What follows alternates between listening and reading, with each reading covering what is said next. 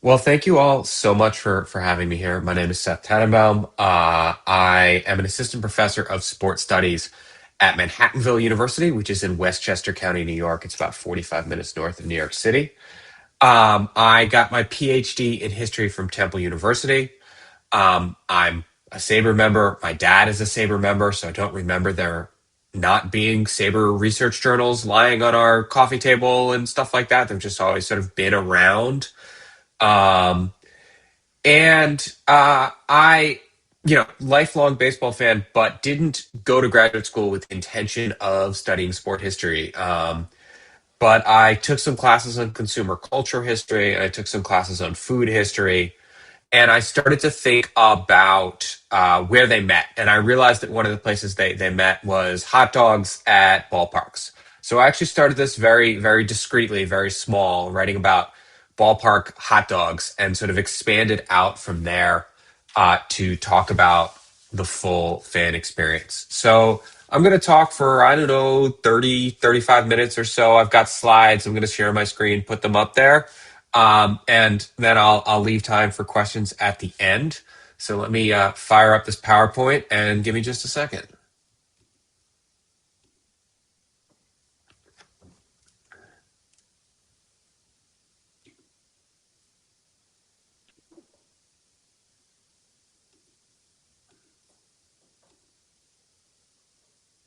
All right, I'm going to assume you can all see that screen. Somebody give me a thumbs up or something, or say yes. Yes, great, perfect, excellent. All right. Um, there we go.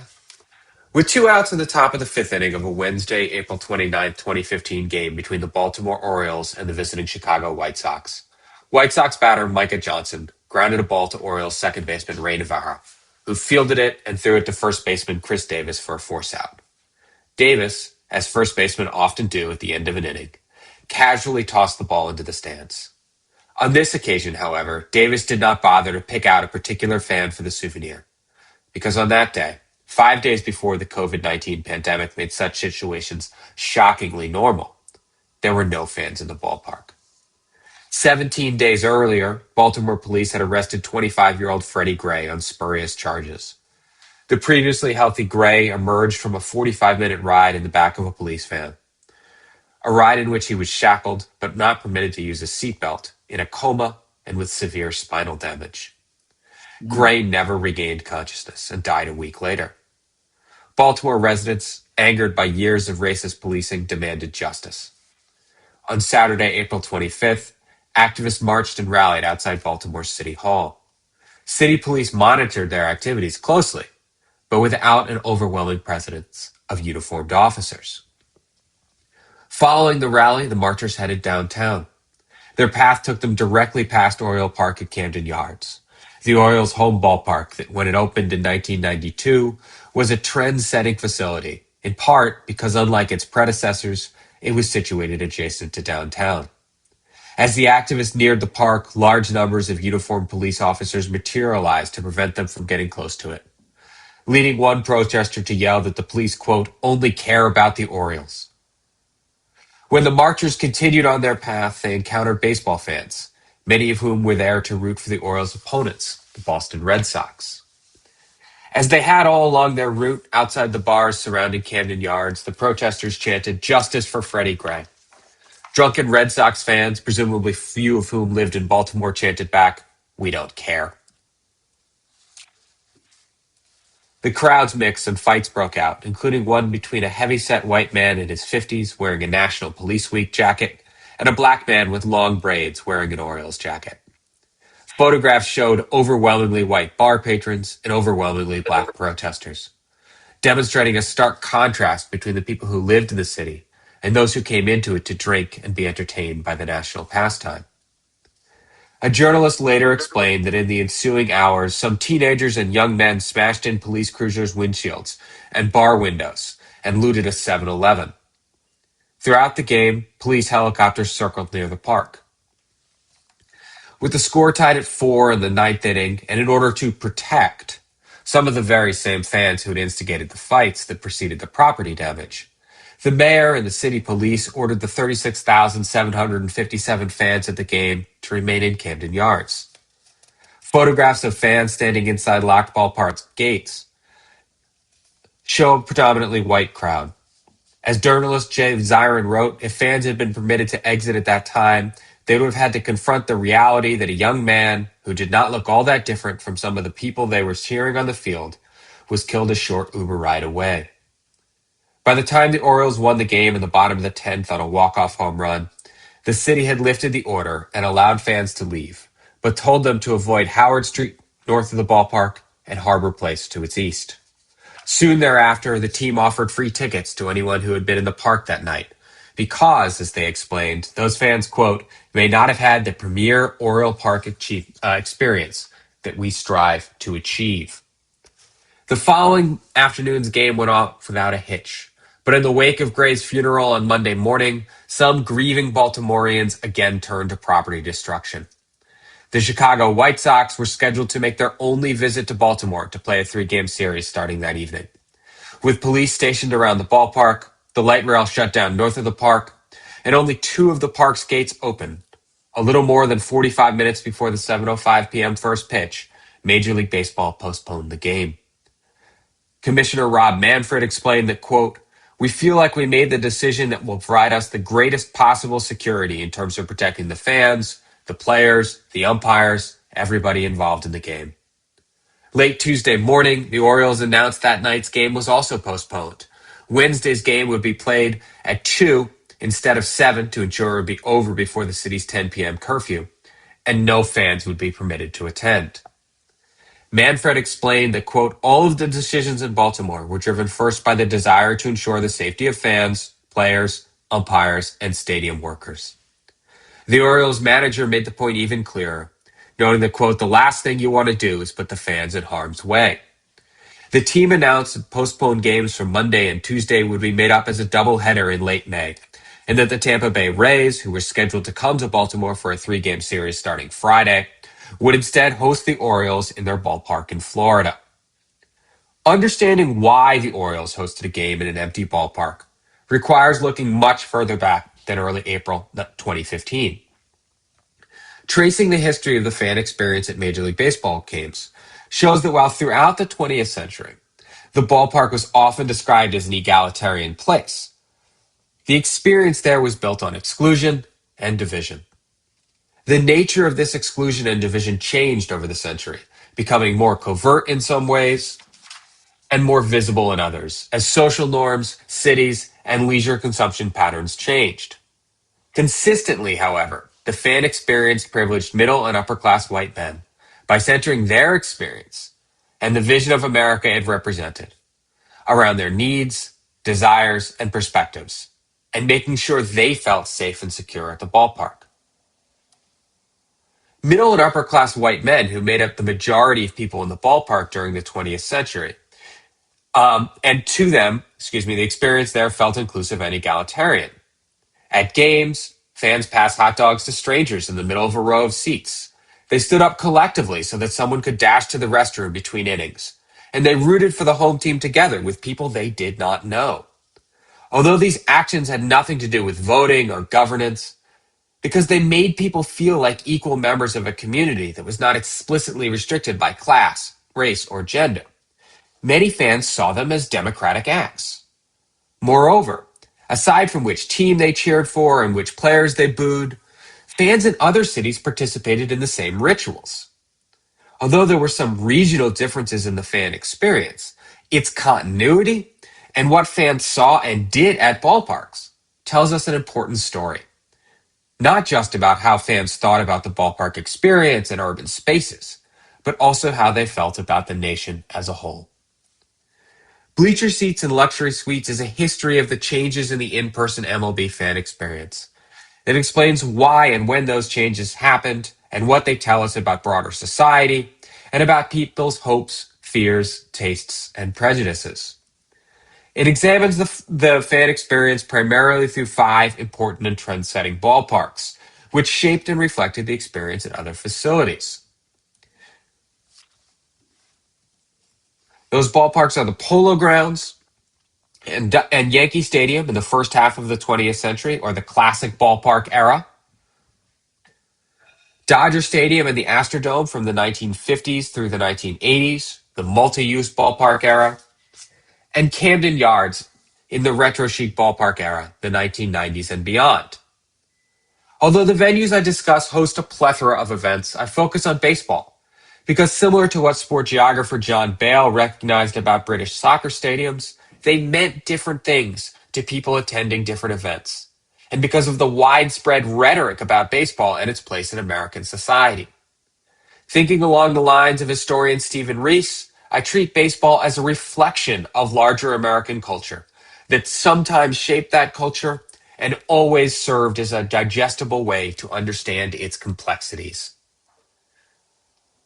The Polo Grounds, which in its four iterations was primarily home to the National League's New York Giants, reflects many of the classic ballpark era's trends, including that its construction was paid for out of the team owner's pockets or with loans. Therefore, the Giants' owners, like their contemporaries, could only afford to locate their ballpark in undeveloped areas of the city.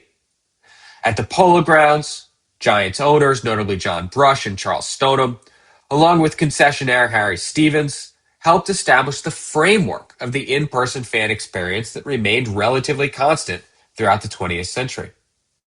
That experience was one in which fans were surrounded by strangers who joined together to eat hot dogs and root for the home team. As Stevens once claimed, quote, "At the counters at the rear of the Polo Grounds, you would find a prominent banker eating a Frankfurter and drinking a glass of beer.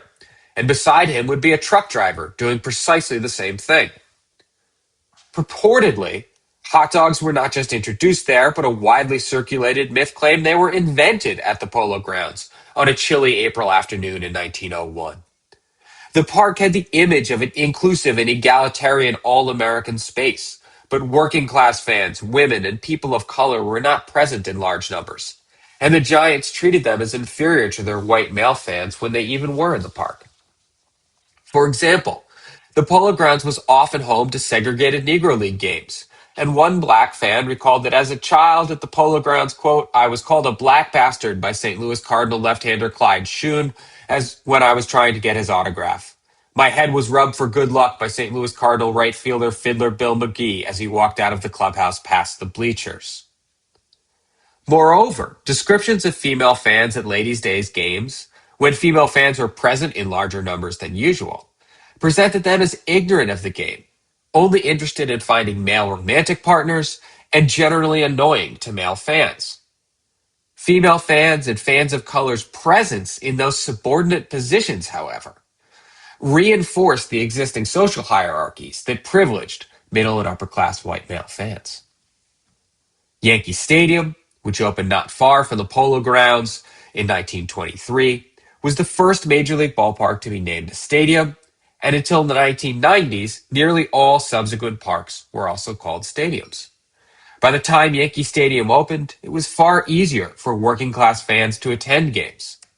In response, as you can see in the corner of this photo, Jacob Ruppert, the team's owner, built Yankee Stadium with 3 tiers, which gave middle and upper class fans more distance from the lower class ones and allowed him to earn larger profits.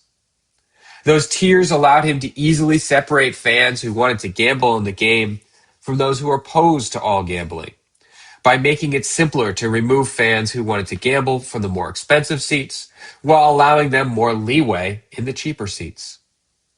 Those tiers also allowed for the team to draw white fans who did not want to sit near fans of color at the same time as black fans from nearby Harlem, at least when black fans were not protesting the team because a Yankees outfielder claimed he stayed in shape in the offseason by committing acts of police brutality against black people. When new Yankees owner Larry MacPhail took over in 1945, he made it easier for working class fans to attend more often by installing lights and playing night games at the house that Ruth built, but also gave the team's wealthiest fans the option of more distance from its poorest ones by creating a private club underneath the stands for field box seat ticket holders, all while increasing profits. After struggling to draw fans across the East River from Yankee Stadium at Ebbets Field, a beautiful but aging ballpark that opened in 1913 and was difficult to reach by car. Dodgers owner Walter O'Malley moved to Los Angeles in 1958, where he built a suburban accessible baseball paradise with 5 tiers, 16,000 parking spots, and private clubs to give fans the option of exclusion while maintaining the facade of inclusion that kept them coming back to the park and kept his profits at the top of the league. Although the Dodgers drew black and white fans from their first season in Los Angeles, because the land on which Dodger Stadium was built had formerly been home to a vibrant Mexican-American community, the last residents of which were controversially evicted just before construction of the park began, the Dodgers struggled to connect with Los Angeles' large Mexican-American community until Fernando Valenzuela burst onto the scene in the early 1980s. Regardless of who was at the park, because fans arrived in private automobiles as opposed to on mass transit, parked in lots exclusively designated for fans who had tickets near theirs instead of mingling on the streets, and were unable to move between different tiers of the ballpark once inside. Dodger Stadium functioned a lot like a suburban gated community. Different groups of people may have been in the same physical space, but rarely, if ever, were forced to interact with one another. Additionally, Dodger Stadium's promotional material focused on drawing women to the park, not because they were fans of the game, but because it was supposedly clean and modern enough to make it a family-friendly atmosphere. Women were regulars at Dodger Stadium, but marked as different to and inferior to men there just the same. In the 1960s, Astros owner Roy Haffines convinced the National League to expand to Houston, with the promise of a futuristic, suburban-style dome stadium located in a car-accessible part of the city's periphery.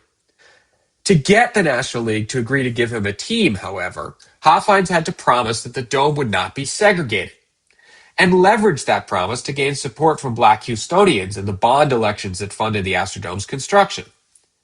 At the same time, black Houstonians were conducting sit-in campaigns and otherwise pushing Houston's public accommodations to desegregate. Activists formed somewhat strange bedfellows with Haffines and his fledgling baseball team, but for a while their interests aligned, and a non-segregated domed stadium, the first of its kind, opened in Houston in 1965. Despite the Astrodome's air conditioning, cushioned seats, and promise to provide luxury for all, which offered an image of equality and inclusion and primed it to draw far more than just traditional baseball fans, it was a more divided and exclusive ballpark than anything that had come before it. It had 7 tiers, including the first modern skyboxes hidden away at the very top of the stadium for the wealthiest of wealthy fans. Much like Disneyland, an inspiration for the Astrodome and for Dodger Stadium as well, if you did not have a car, you could not easily get there. And Haffines, despite his commitment to formally desegregating his facility and public accommodations across the city, did not think of the team's white fans and fans of color in the same way. Indeed, it seems, despite that claiming the only color he cared about was green, as in money, Haffines put much more thought into attracting service employees of color than attracting fans of color, especially in the most elite parts of the dome. In many ways, consciously different from places like the Astrodome, Camden Yards, which opened in 1992, set the stage for the fan experience in the retro chic era. It was a downtown ballpark designed to flow seamlessly into the city and was influenced by festival marketplaces, which employed nostalgia to help spur sales, like the nearby Harbor Place. Importantly, Camden Yards was also intended to make fans think of the game's past. It renewed the sentiment of inclusion that proliferated at classic-era ballparks merely by being in such close proximity to downtown Baltimore, but maintained the exclusivity that made supposedly public spaces a draw. Camden Yards did so by offering all of the exclusive spaces that stadiums like the Astrodome had, and even fewer cheap seats than most multi-use era parks. To make it more of a draw to the team's predominantly white fan base, Camden Yards was also significantly more separated from Baltimore's black neighborhoods than the team's previous home had been. Although phenomenally successful at attracting middle and upper class white people, the percentage of black fans at Orioles games at Camden Yards was consistently about 1/10 of the percentage of black residents of Baltimore's total population. Bleacher Seats and Luxury Suites closes with an exploration of Truist Park in Cobb County, a suburb of Atlanta where the Braves relocated in 2017. The team left a mass transit accessible urban ballpark that opened in 1997 for what is essentially a car accessible only ballpark, and explained its move with a host of racially coded language, essentially arguing that more white fans would want to come to their new park because it was further from where black Atlantans lived. Not coincidentally, Braves ownership now controls a huge swath of real estate surrounding Truist Park, meaning that in many ways the game and the team are an ancillary concern to their bottom line. Even as both changed, ballparks and the baseball played in them often seem timeless to fans. For more than 100 years, 3 strikes men and out, 4 balls a walk, and 9 innings a complete game. Yet new pitches, new rules, new players, and new strategies abounded. Crowd descriptions also offered an element of timelessness, though teams frequently remodeled and rebuilt their ballparks. Across the 20th century, observers regularly framed the crowd as a diverse representation of America, implying that fans were equal members of a larger community and that the ballpark was equally accessible to all, although that was never truly the case for women, people of color, and poorer fans. For example, in 1909, progressive reformer Jane Addams saw fans at the park as, quote, lifted out of their individual affairs and so fused together that a man cannot tell whether it is his own coat or another's, that he is wildly waving to celebrate a victory. Adams concluded that the fan, quote, does not call the stranger who sits next to him his brother, but he unconsciously embraces him in an overwhelming outburst of kindly feeling when the favorite player makes a home run. Though she referred to fans as male, she asked, quote, does this not contain a suggestion of the undoubted power of public recreation to bring together all classes of a community in a modern city? Similarly, in 1912, a writer for Baseball magazine argued that the fan is, quote, the representative American institution. His ranks are filled from every class of society by every one of the many nationalities which combine to make the American nation. 2 months later, Hugh Fullerton called baseball the most democratic sport in the world. In stand and bleachers, all are equal during a hard game. Again, emphasizing the seeming equality of male fans. In 1935, Meyer Berger wrote in the New York Times that, quote, at the height of his frenzy, the rooter knows no class distinction. The taxi driver or garbage handler will sock the banker or broker in fraternal enthusiasm when the home team slugger belts one over the wall. The meek, inhibited bookkeeper rises to rare altitudes of scorn and vituperation in arguing the fine points of the game with the stiffish tycoon in the adjoining seat. And the unemployed dishwasher from the Bronx sounds his native note of derision when the Park Avenue penthouse dweller on his left doesn't happen to share his views in matters pertaining to baseball. In the ballpark, every man's a king. In 1988, author Peter Golenbach wrote, black, white, Christian, Jew, Hindu, Muslim, gay or straight, pro-abortion, pro-life, the disparate interest groups agree on little, except for their love of the national pastime. Go to a ball game. In Fenway Park, Harvard professors sit and talk the same language with the fans with the blue collars. 4 years later, nationally syndicated columnist George Will called the ballpark, quote, an active ingredient in transforming a crowd, a mere aggregation, into a community. Despite observers' assertions that baseball was inclusive and created a sense of community that many found to be democratic, by design, the ballpark was never a space where all fans were equal. In 1908, Rollin Lynn Hart wrote in The Atlantic that, quote, arriving at the gates, fans undergo a self-imposed classification. The frivolous, the detached, the shallow, fabricators of society verse, let us say, purchase tickets for the grandstand. Those a shade or two less artificial prefer the 50-cent bleachers. But the true runic singers, they of the flaming heart and awesome howl, humbled themselves to be bleached for a quarter. Moreover, when Sunday baseball was illegal and all games were day games, as was the case in many northeastern cities into the 1920s and beyond, few working class fans could go to the park because they were at work when games happened. In the 1960s, owners like Walter O'Malley of the Dodgers and Roy Hoffines of the Astros introduced even more ways to separate fans, adding physical tiers and new ticket price levels to their ballparks. They also pioneered exclusive clubs that gave wealthy fans the option to further separate themselves from everyone else. Rarely, if ever, were women described as true fans, and the methods owners employed to attract them were often demeaning. By the 1990s, one fan felt that the common man was left out of the ballpark because, quote, we can't get tickets or we won't go because we don't feel welcome.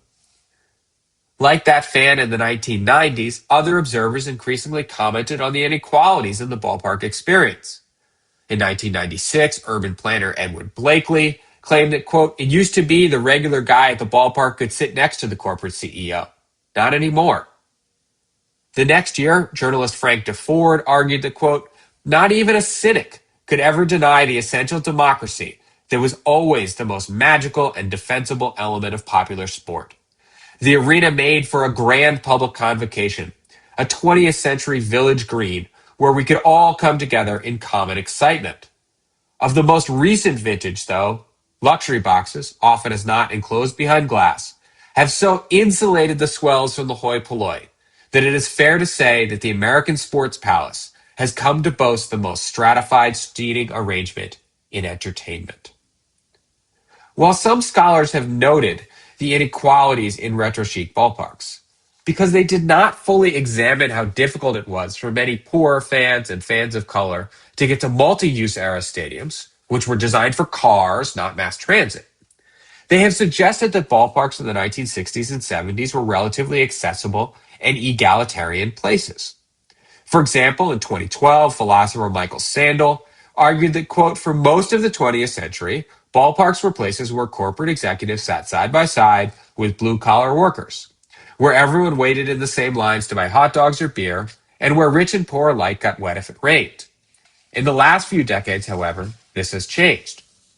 The advent of skybox suites, high above the fields of play, has separated the affluent and the privileged from the common folk in the stands below. What those scholars and commenters saw as decreased egalitarianism in the retro chic era was as much an increase in the visibility of the barriers to full access to the fan experience that had always existed as it was to anything else. In other words, to many white male fans, the demographic of people most often, but not exclusively, making claims about the inclusive nature of the fan experience, ballparks of the 1990s and 2000s felt less egalitarian because the barriers and segmentation that had not impacted them in previous eras were modified to become more visible and to have an impact on their ballpark experience. As journalist Michael Farber acknowledged when he wrote that, quote, the infernal skybox creates a gap more dispiriting than box seats ever did. It was not that the barriers were new. It was that they were easier to see. The contrast between a space that was reputedly open to all and where all were treated as equals and its reality as one that team officials carefully set up to give some fans the option of distinction and separation and reaffirm existing social hierarchies was a fundamental aspect of the ballpark experience. Steve Reese argued that the, quote, baseball creed asserted that crowds included people from all walks of life. He noted, however, that key aspects of the baseball creed were myths. Despite the lack of truth in that creed, he concluded, fans accepted its veracity. And that perception helped to shape their attitudes and behavior. The gap between baseball's reputation for democracy and its reality of division and exclusion mirrored other spaces where Americans gathered to practice everyday democratic rituals. Historian Bryant Simon has written that, quote, Americans talked glowingly about vibrant urban spaces filled with diverse crowds. At the same time, Middle-class white city dwellers practiced and endorsed exclusion in these same public spaces. He argued that this contrast is necessary because the public will only gather where there is exclusion, but the exclusion needs to be masked. Bleacher seats and luxury suites shows that at baseball games, exclusion, both from the ballpark entirely and from the totality of the fan experience, was masked by rhetoric about the crowd and the relative lack of explicit policies barring anyone from attending. Instead, team executives built a system that was economically and socially stratified, and over the course of the 20th century, increasingly physically distant from people of color and poorer Americans. Throughout, women were marginalized at the park and as fans.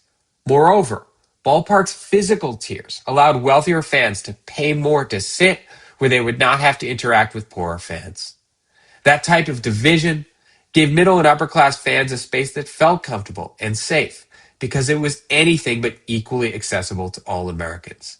Yet importantly, retained the appearance of inclusivity because the barriers to attendance were covert. Places like ballparks that were supposedly open to everyone, but due to cost, location, and a lack of welcoming atmosphere for some Americans were not truly open to all, allowed the patrons who could more easily access them to conceive of a nation composed almost exclusively of people like themselves. As fans internalized the rhetoric that cast ballparks as sites representing the totality of America, saw mostly middle and upper class white men when they looked around them, and read descriptions of female fans presenting them as inferior and different, they were likely to center middle and upper class white men in their understanding of the nation. Even as cities in the country changed dramatically in the 20th century, ballparks reified the privileged position of middle and upper class white men as the normative American citizens, marginalizing other Americans. To continue to attract middle and upper class white male fans, teams had to change their ballparks' images and tinker with how fans could access them and how they were divided inside them when fans' tastes and their visions of what a city should look like, feel, and change. As fans' impressions of cities shifted, team officials modified ballparks' designs to maintain the feeling of inclusion built on structural discrimination that was fundamental to the fan experience. Although owners always employed different ticket prices for different areas of the park, and often separated those sections with metal railings or other dividers, as barriers that made it harder for working class fans to attend lessened, and cities began to feel out of control to many middle and upper class white people, owners added more physical and financial divisions at the ballpark. From the 2 main tiers at the Polo Grounds to the 3 at Yankee Stadium to the 5 at Dodger Stadium and the 7 at the Astrodome. The more fans could afford to pay, the more distance from the masses they could choose to purchase. These tiers helped owners to achieve their main goals as capitalists, attracting larger and larger crowds to bolster their profits. Bias, prejudice, and structural discrimination, however, complicated owners' quests to increase attendance and maximize profits. Racism, sexism, and classism made it more difficult for some people to obtain the knowledge necessary to follow every pitch, exhibit great understanding of the game, and therefore be a traditional fan. It was not impossible for women, people of color, and members of the working class to become traditional baseball fans, but there were barriers, including the way they were described or the hurdles they faced to playing the game as children, that made it more difficult for people from marginalized communities to become incorporated into traditional fandom. For team executives, one of the consequences of those barriers was that they could not satisfy their cravings for increased revenue only through appeals to traditional fans. Moreover, keeping marginalized communities out of traditional fandom appealed to many traditional fans. Importantly as well, there have also always been people who were simply not interested in being a normative fan. Therefore, owners aim to appeal to people interested in other types of entertainment to attract more fans while trying not to undermine the social hierarchy of traditional fandom. To draw those people and to extract more money from their wealthiest fans, team executives created luxury suites, restaurants, and clubs that, as they proliferated, also served as visible symbols that most people did not have access to the totality of the fan experience. In other words, the very structures that privileged middle and upper class white male fans eventually meant that more visible barriers in the fan experience were necessary for team executives to reap the profits they demanded. Baseball was not unique in using exclusive sections to draw fans, but the rhetoric casting the game as a democratic space makes analyzing these barriers more telling than in other sports. Although tiers and restricted access sections allowed owners to make more money and protected fans from one another, to provide fans the sense of safety they desired, owners also had to shift the location of their facilities and alter the barriers that made it harder for some people to attend games. In the first quarter of the 20th century, owners built ballparks on the edges of cities where they could afford land, but also where mass transit lines ran so that carless fans, the vast majority in this era, could easily reach them. As the decades progressed, the areas around many of these ballparks developed into middle-class neighborhoods, often populated by the very fans who frequented games. Owners did not need to protect fans from the city in the first half of the 20th century, because many fans were the same people who lived there, and structural barriers limited the number of working-class people who could attend games. Barriers that made it more difficult but not impossible for some fans to attend included the cost of tickets and the timing of games during regular working hours. Additionally, many ballparks physically separated fans who brought the cheapest tickets from everyone else. Moreover, the way that female fans and working class fans and fans of color were written about presented them as inferior to the middle and upper class white men who composed the majority of people in the park. As white flight and suburbanization changed the demographics of cities after World War II, the neighborhood around a number of ballparks became poorer and less white. Many of the middle and upper class white male fans who frequented games no longer lived near ballparks. Instead, they lived in the suburbs, where they relied on automobiles for transportation. At the same time, however, overt racism and classism were increasingly socially unacceptable. So owners aimed to give fans the feeling of safety they wanted by having them drive to games and park in well-lit parking lots around new modernist stadiums built with municipal assistance, often in different cities altogether, rather than explicitly bar anyone. The structural discrimination at these new post-war ballparks worked similarly to how it did in the suburbs, which also felt representative of the nation while maintaining their exclusivity. Multi-use era stadiums were far more difficult for working-class fans and fans of color to access than their predecessors, because they were often poorly served by mass transportation. The increase in physical tiers at multi-use stadiums created new financial barriers to full access to the fan experience that functionally recreated racial and class segregation and reinforced a similar notion of who was fully welcomed as one that existed in classic-era ballparks. Suburban-style ballparks, however, lost their luster in the eyes of many by the 1990s. The comfort, safety, and modernism that had drawn fans to these ballparks in the 1960s was uninspiring to a new generation. Driving along highways to get to concrete donut stadiums did not seem to provide the experience that fans wanted. To many, baseball had lost its timelessness and needed to return to its urban past and its architectural roots. Much as they had when classic-era parks were in vogue, fans did not actually want to patronize spaces that were open to everyone. They only wanted to go to ballparks that felt open to everyone. Similar to the festival marketplaces that remade urban commercial districts in the latter decades of the 20th century, starting in the 1990s, owners built new ballparks with municipal assistance in carefully controlled, highly regulated urban spaces. Those ballparks presented a facsimile of the past in an atmosphere that was effectively walled off from the parts of the city that middle and upper class white fans wanted to avoid. The greater number of skyboxes and reduced total number of cheap seats at these facilities were more visible barriers to the full experience than many older parks had, but served to reproduce the crowd demographics of those older ballparks. Regardless, throughout the 20th century, the fan experience was an important part of American society.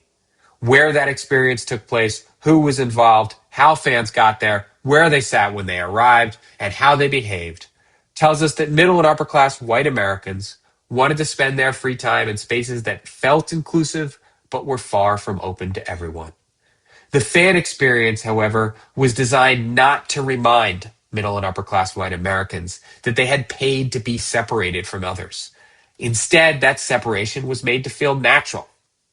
At ballparks, therefore, middle and upper class white Americans were not prompted to think about the limits of American democracy, making it harder for them to see those limits in other places as well.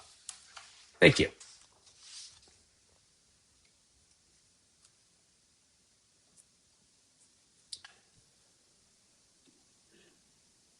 I will take questions from anyone who has them. I think Robert's hand is up first.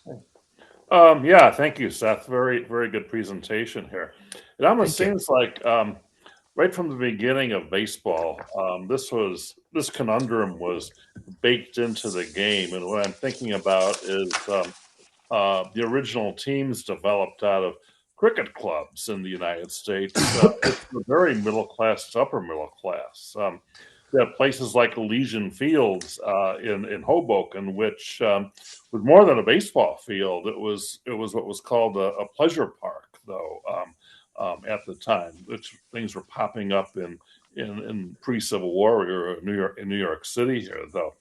But and then you also had the conflict between the American Association, which was called the Beer and Whiskey League, and the more staid National League as well.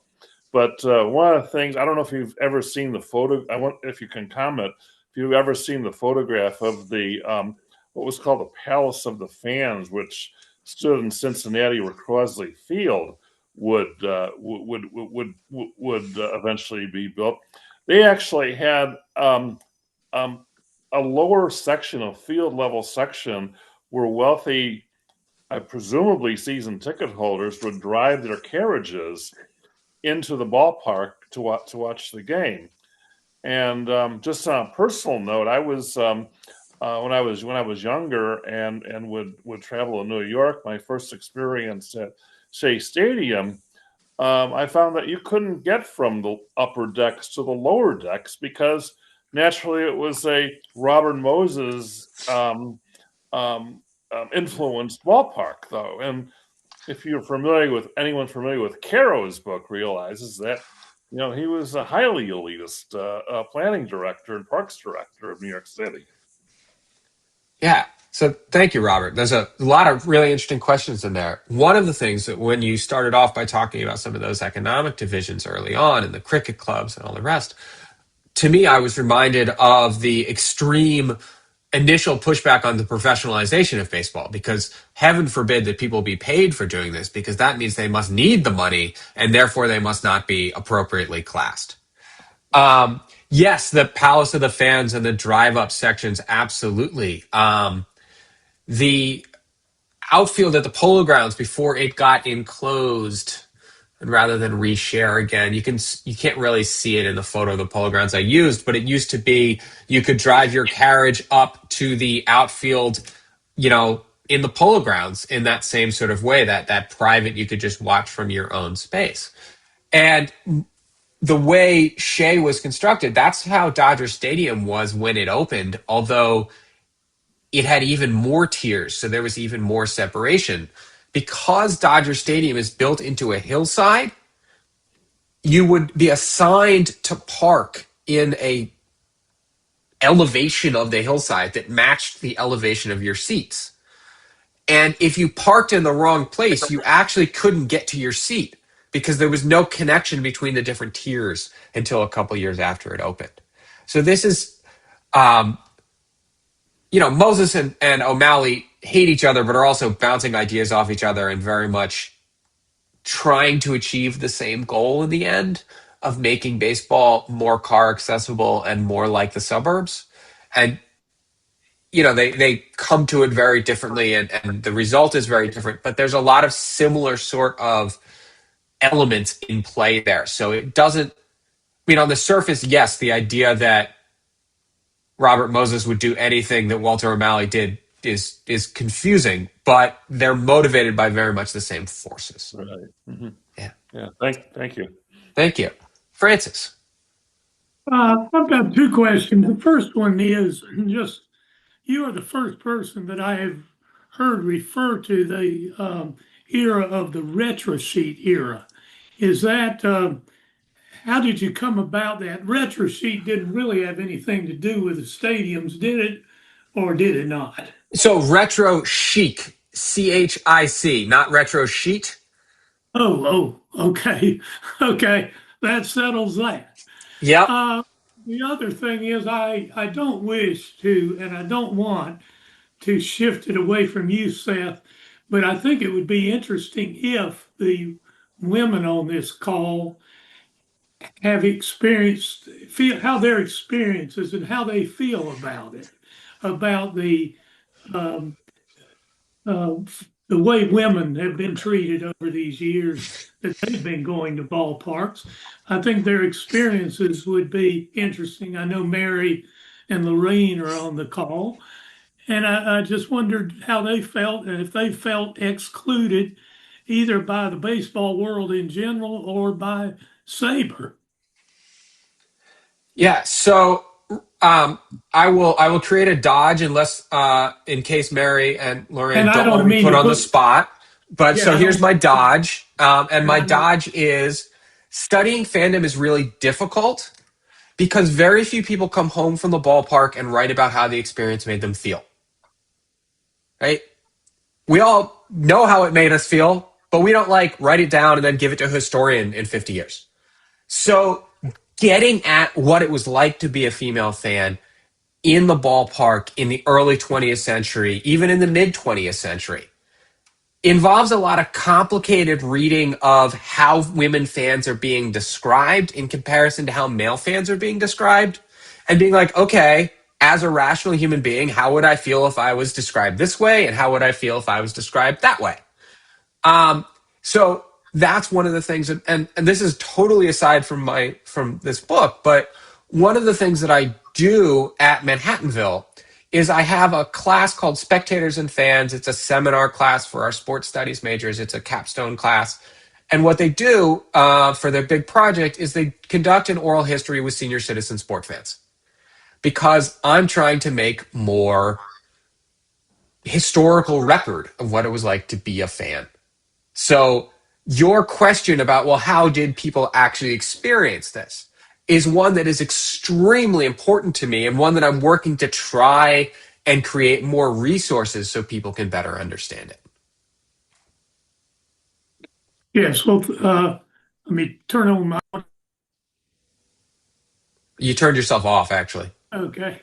Yes, well, I certainly understand the comment you made. I didn't want to put Mary or Lorene or anybody else on the spot, uh, Well, you or, kind of did, to be honest, I did. by calling us out to speak for all women and how we feel about fandom. Okay, well, I'm sorry if I did. Well, my I'm answer sorry. is we don't have time Well, for this. I accept your word. I did, and I'm sorry. My answer is we don't have time for this conversation, but it's what you think it is, probably. Thank you. I Uh, don't have a problem speaking for myself. So I think that's as far as it goes. And I have absolutely no problem because, I used to have a little, I used to go to tons of games with my daughter and, having little kids. I think things actually got a lot better with Janet Marie Smith design ballparks, of course. I think that became a trend and really helped. Uh, yeah, I think they've gotten better about like giveaways that are all pink and uh it just seems like it's better, but I think a lot of I can only speak for myself that yeah, we feel like we're guests in baseball, so that's going to be a chronic issue for women, even though we make up pretty much almost half the fandom. So yeah, that's all I have to say about that. That's Okay, well, thank you, Mary. And again, I'm sorry if I put you on the spot. no problem. Yeah, I could have just, said I really don't Yeah. have an opinion, but that's just my little opinion, just Okay. representing myself. Yeah. Yes. Mary, Well, thank you very. I really appreciate that for a couple of reasons. And one is that I write about Janet Marie Smith a lot in this book Hmm. and about how the marketing around attracting women and families to ballparks seems to have really shifted with Camden Yards. Not coincidentally, because she's the driving force behind that. And then she goes and she shapes Turner Field, and she goes and she reshapes Fenway Park, and she goes back to Camden Yards and does it again. And now she's in LA. And that, I don't think it's a coincidence. And I've corresponded with her, and she's an incredibly kind person to give me time. I'm a historian. I write about people who are deceased, so talking to a living person is very weird for me, especially when I'm going to go write about them. And I haven't heard her say, well, I made it conscious to do this marketing differently, but I don't understand how she could not have impacted it dramatically just by being there and being the person who she is. And in these classes that I teach, in my Baseball and American Society class, in my Spectators and Fans class, I have students read articles and excerpts from books written by female baseball fans who talk about how often they are seen not as a fan, but as, oh, you're the nice wife or girlfriend who will accompany their boyfriend or husband to the game. And these are people whose baseball fandom makes my baseball fandom look weak and soft and surface level. And they're like, no, I'm actually dragging my male partner to this game. He's doing me a favor by coming here. And that sort of, I think that gets to what Mary was saying about feeling like a guest, is that the assumption is never that the woman is a real fan. The assumption is always that the man is a real fan. And that makes the experience not welcoming in the same way. And it just makes it not that inclusive, egalitarian place that baseball seems like it would like to be, at least in its rhetoric, if not in its reality. Stephen has very politely had his hand up for quite some time now. So, Stephen. Yeah, when Robert was speaking about Cincinnati, I remember seeing a scale model of Crosley Field at a museum. And in that detailed scale model, one section was shown with only Black people in attendance. I can only conclude that stadium may have been segregated at one time, either in fact or in law. And when you mention how women are treated at the stadium, how real fans feel, I wonder if there are real fans at the stadium. It seems the stadium experience is more with people in the concession area or with their back turned to the game. You never see anyone with a scorecard. I wonder if serious fans make up a large part of the audience. And last, my question would be, you spoke mostly of the 20th century. What trends are you finding in the 21st century? All right. Thank you. Those are three excellent questions. The first one about Cincinnati.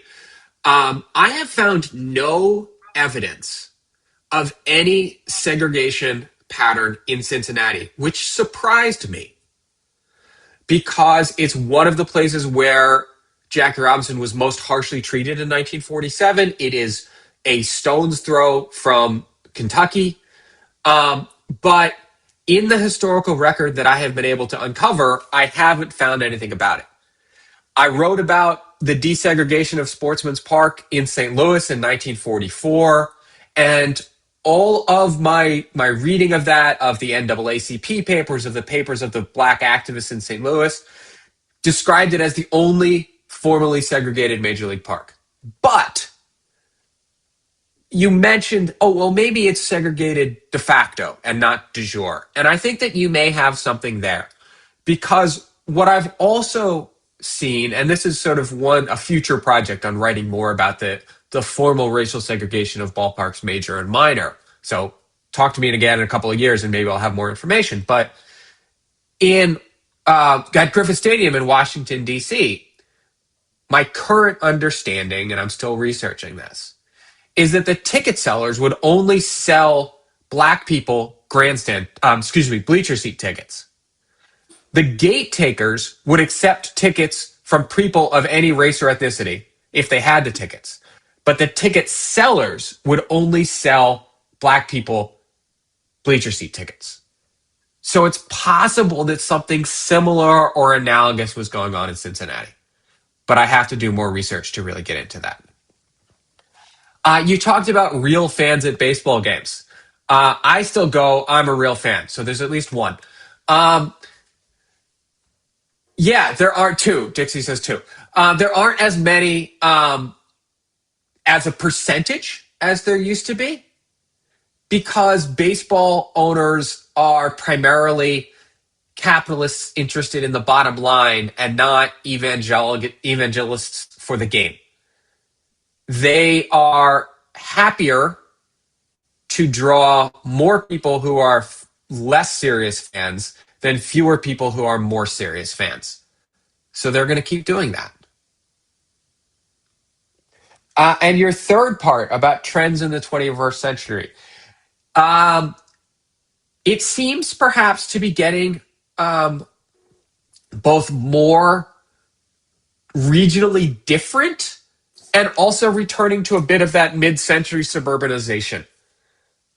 I don't think everyone is going to be doing this, but I certainly think that there are regions of the country in which ballparks will return to this much more suburban feel, to this much more suburban location. We see that with what's going on. I mean, you can't even call them Atlanta. They're nowhere near Atlanta anymore. And, you know, who knows where the Royals are going to end up. The White Sox keep threatening to move. I mean, the White Sox have been threatening to move for as long as I've been alive. Even when they just got a new ballpark, they were still not happy. So I see that. But what the focus is, and what I really do see people doing in the 21st century is this notion of the ballpark village, that maybe one of the places that got started was in St. Louis, where the ballpark is surrounded by this mixed-use development that the franchise owns. Very much the case in Atlanta, such that even when the team is having a bad year, like the Braves last year, the company that owns the Braves made tons and tons and tons of money because they own all of the businesses and buildings around it. So that's, I think, my answer to your three questions, Stephen. Dixie. Well, I want to thank you profusely for this program. You're very welcome. I don't even know if I have a question, but what you've been saying for the last 30, 35 minutes is just unbelievable to a street punk like me, just a fan. It has brought up many things that I would never think of. Absolutely. Going into the 55 ballparks that I've been to watching Major League Baseball, I would have never thought about any of this stuff. And this is great. I'm going to have to watch this on the replay because I probably missed half of it by thinking about something while you were talking. So I have to see it again so I can absorb everything. But it was just great, and I thank you very much for it. Well, thank you for those really kind words. I will leave you with one little humorous thing because the very first thing you said was about hot dogs at the game. And I know from personal experience, the greatest hot dog place in any ballpark ever, especially the name of it. And that was in the middle ballpark in Atlanta. Not the one Henry Aaron hit his home run in, not the one now, but the middle one. I went there and there was a place to have hot dogs that would give you hot dogs from all around the country. The specific way they were made in Chicago, in Boston, in LA, in Milwaukee, brats and stuff like that. And the name of the place in Atlanta was called Frankly, My Dear. You can't do better than that. So I went to Turner Field in the last year of its existence a decade ago. I was there for a conference.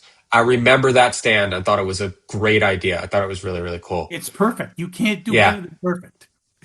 Dixie, I will also suggest that if you want to know more, rather than just rewatch, you could also buy the book. Right? That would be good. Thank you. Yeah. Yep.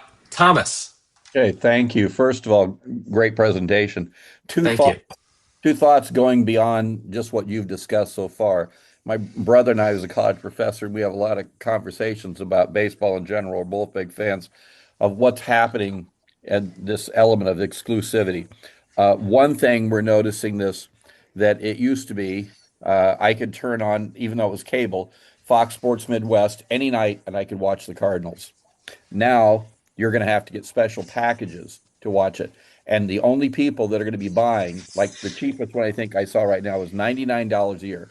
you're asking people to shell out roughly $100 to watch games now on exclusive channels.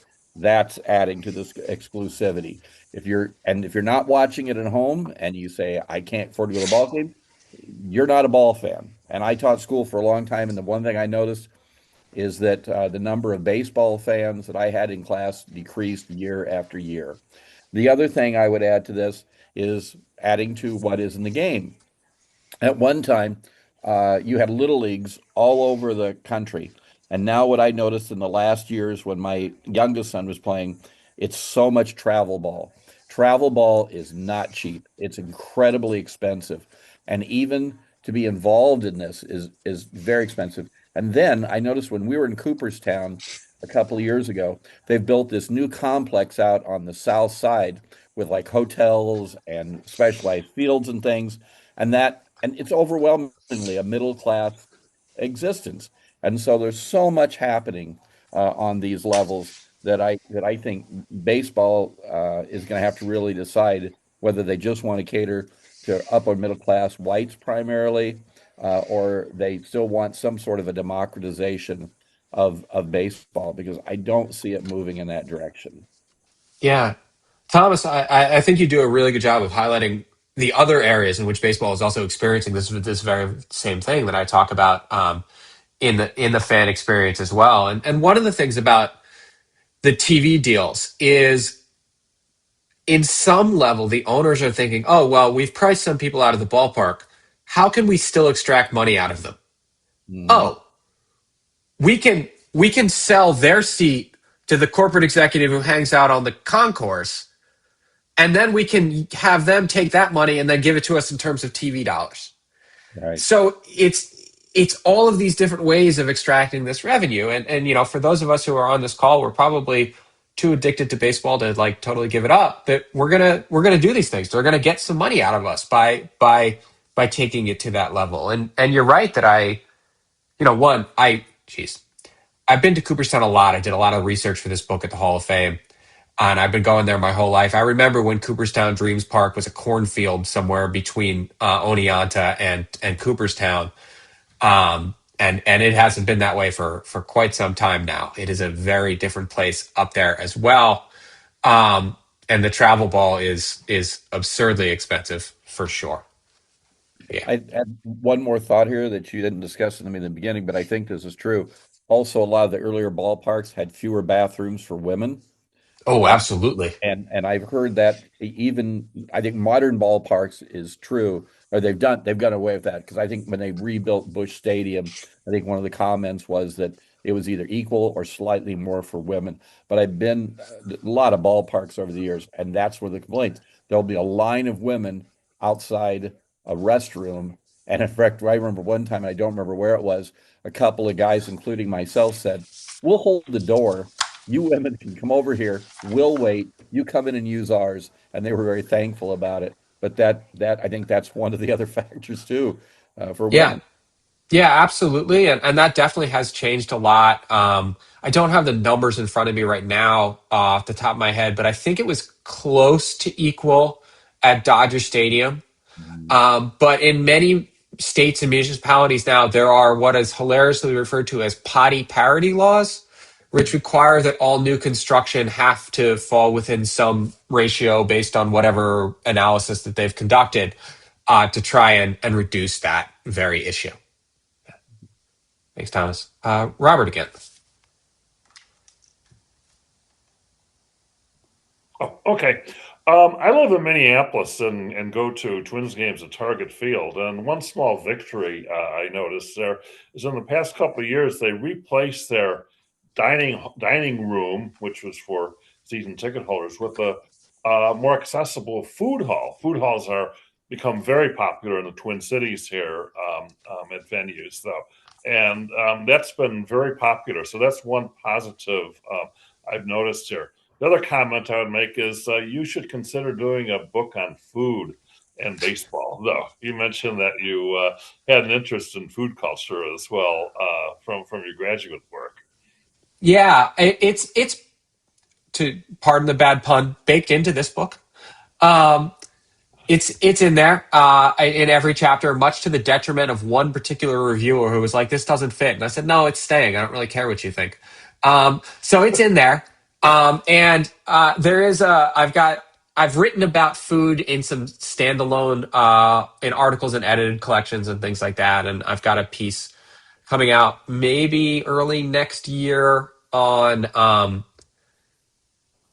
basically what's happened to hot dogs at baseball games and how they just get like loaded with local flavors to like intensify the local experience of the ballpark.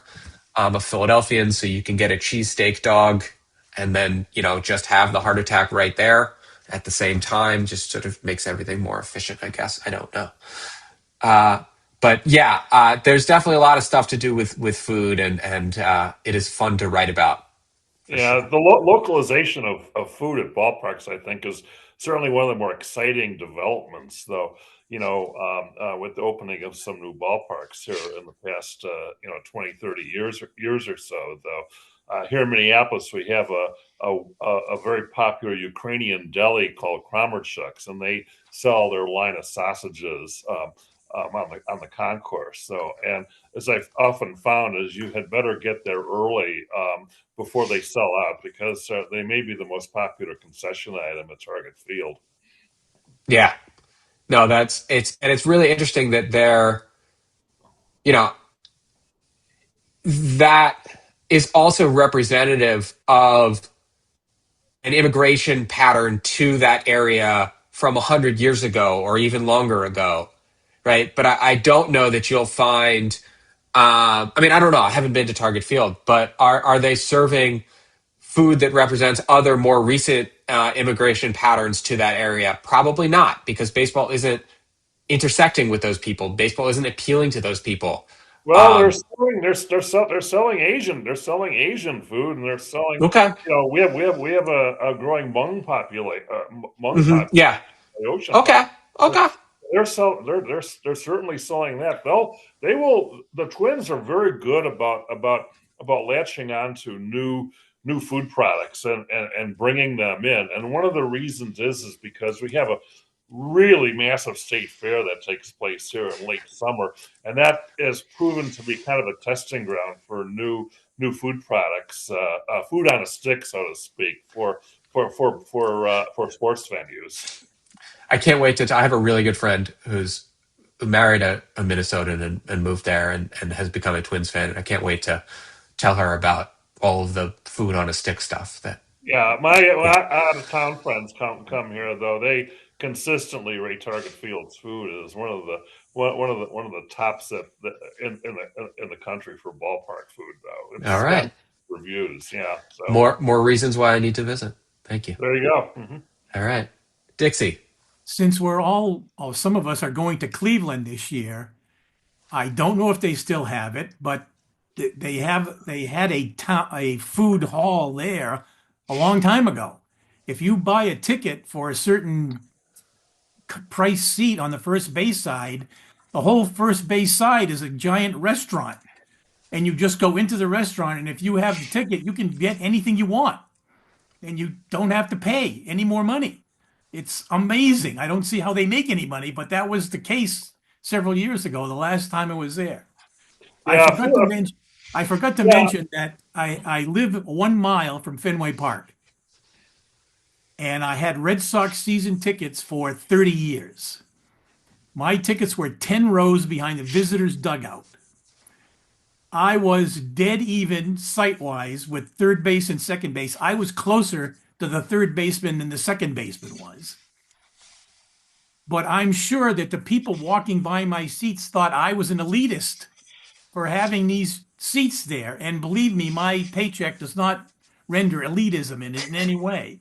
But that's where I was because I wanted good seats, and by hook or by crook, I wound up with those seats. So that's just my story. Yeah, and that's not something that's accessible to people of average means, whatever that means anymore, right? Those kinds of seats for sure. Yeah, the all you can eat thing has become has spread to a number of ballparks from what I hear. Yeah, I it's didn't think interesting. that was the Teams first time tend I to was do listening, it. and I didn't think it was possible to do that, but there it was It right in front of me. So my own sort of loose examination of that, those all you can eat things come in when the team is bad. The Cardinals have all you can eat this year. Sorry, Thomas, no offense, saw the hat. Um, right. They're trying to draw people in for other reasons. Um, and I think that that's, it's a loss leader. Yeah. You're right about that. And that's all it takes today, $29, and then you can get some connection to all you can eat. But you have to set up in Big Mac land, I think, for that. So that they want that, I think, in particular, because when the TV cameras sightline along the third baseline, they want to see people up in those areas. Yep. I mean, the other thing about putting people up there who aren't interested in the game means that the people who are interested in the game, who aren't sitting up there because they're more likely to sit in a place that's got a better angle to see the whole field, they're not going to be bothered by the fact that the people sitting next to them are just talking about all the food they ate and standing up in the middle of the game and doing all these other things. So it's strategic in that way too. And that's where the tiers that developed over the course of the 20th century, right, allow the owners and the executives to provide these multiple experiences so they can make more money off of people who are there for different reasons. Because I'd be remiss if I didn't bring it back to my book in some way. Hey, any Mary, more is that a hand? questions? No. I think, yeah. Any more questions? Just one quick thought here along these lines. Did you look at all about Negro League baseball parks? And was there any efforts to provide some exclusivity? Obviously, there were middle-class African Americans who were going to ball games versus ones that were working class. Was there any distinctions there? So just want to make a note that Mary had a question that we'll get to after you, but you didn't see because she was just putting her hand up, but I'm going to answer your question and then Mary's going to go ahead. I just didn't want us to get cut off before Mary got a chance to answer her question. So I didn't look at Negro League only ballparks because they were so few and far between and short-lived for all sorts of various reasons. There was, it boils down to economic discrimination and a lack of capital in Black communities meant that ballparks, when they did exist, again, Philadelphians, so, where the Hilldale Daisies played in Derby was this tiny little field that they owned. And in Pittsburgh, where the Pittsburgh Crawfords play, Greenleaf Field, right, that didn't exist for very long. What I looked at was Negro League games at Yankee Stadium and Negro League games at the Polo Grounds because I was looking at those ballparks anyway, and I needed to understand the totality of their baseball existence. And in reading the African American press about these, they were extremely concerned with how people looked when they attended. They sent their fashion columnists to cover it because it was an event. It was a place to see and be seen. But they were also very concerned with how fans behaved at ball games. They decried, and in conjunction with a series of preachers in Harlem, they spoke out against bringing alcohol into games and behaving rambunctiously because this is pre-Jackie Robinson, and they're trying to create a good impression, and they're trying to fight back against all these stereotypes, and they're aware that baseball and broader white society in general is going to take any one example of quote-unquote misbehavior and amplify it. So there's an attempt, absolutely, to match the elite style to demonstrate Black baseball players and Black baseball fans are on par with white ones. But that comes with a lot of harsh criticism from the Black community itself if there are examples of Black fans not living up to that goal.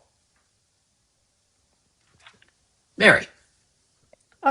Yeah, I was wondering, did you cover all the major league ballparks? Like I was thinking of places like Fenway and Wrigley, where they reconfigured, the ballparks. And, you know, it's changed so much. I'm sure Dixie can say the same thing. I've been going to Wrigley since the 80s.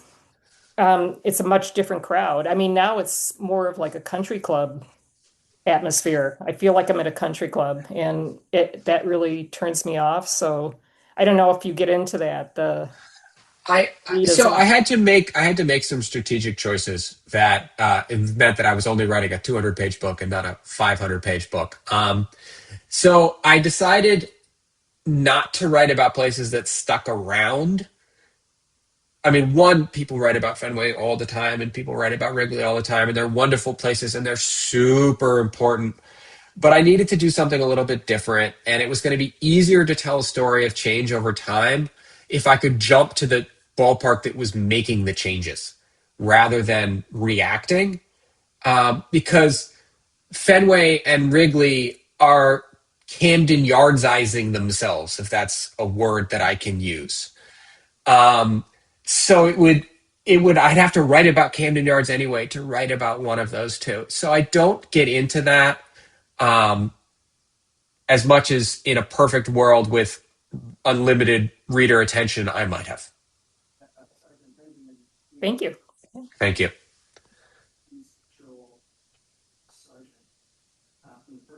Okay, any more questions? Anyone? All right, well, thank you very much, Seth. We really appreciate it. Excellent presentation. Thanks everyone for attending. Thank you all so much. I think that Ryan put the link to buy the book from the press into the chat along with the discount code that saves you 30%. So if you are interested in that, please feel free to do that. If you ever see me in the wild, I would be thrilled to sign your book for you too. Fantastic. Thank you. All right. Have a good night, everyone. All right, everyone have a good night.